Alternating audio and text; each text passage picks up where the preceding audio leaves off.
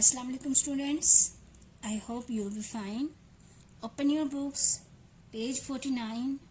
Today we will study about the remaining exercise of the Crewe murder case. Part B, working with words.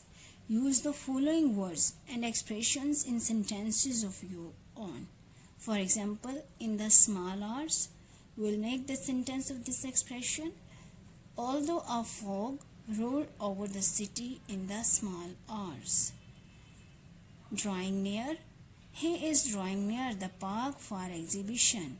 In the same way, we are to make the sentences, all these expressions, or you can say the words.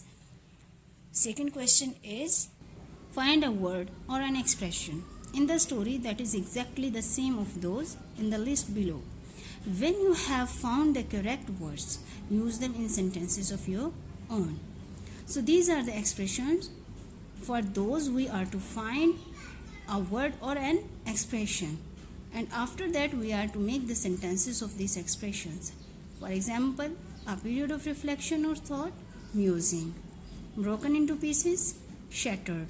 Serious, solemn. A person's height, stature. A state of great comfort and often expense, luxury. A small piece of coal or wood that is glowing in a dying fire, amber. Solution of these two questions has been attached to your diary. You are to solve it on your notebook. Books. Question third is, what do you know? What do you think is meant by each of the following proverbs?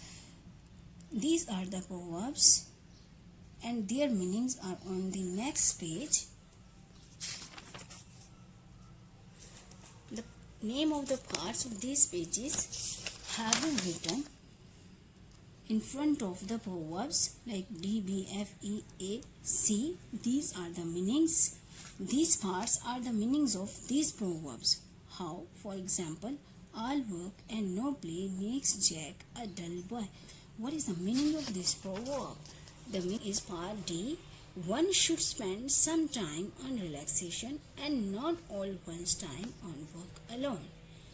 So in this way we are to describe and learn the whole. Part C, learning about language. Suffixes. As I have told you students that what are the suffixes? You can say that a suffix is an affix which we add at the end of a word to make a new one. So first question is, add ly to the following adjectives to make adverbs. We are to add ly at the end of these words which are adjectives to make them adverbs. So students, you must come to know that at the end, if we have y of a word, we are to cut it and place I in place of y to make a complete word. For example, necessary, I-N-Y, we have added, and y we have cut. So it becomes necessarily, naughtily, satisfactorily, merrily, angrily, causily, voluntarily, cheerily, ordinarily, happily, noisily, temporarily. Add OUS to the following nouns to make adjectives.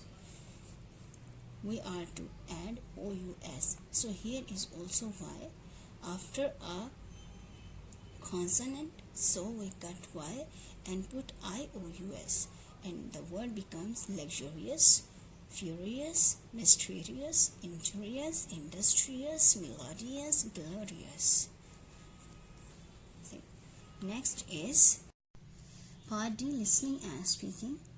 Look at the list of the words given on the next page. Discuss the meanings of the words. Choose a word from each list that is most similar in meaning to the word in capital letters. Practice using the words in sentences that explain the meaning of the words.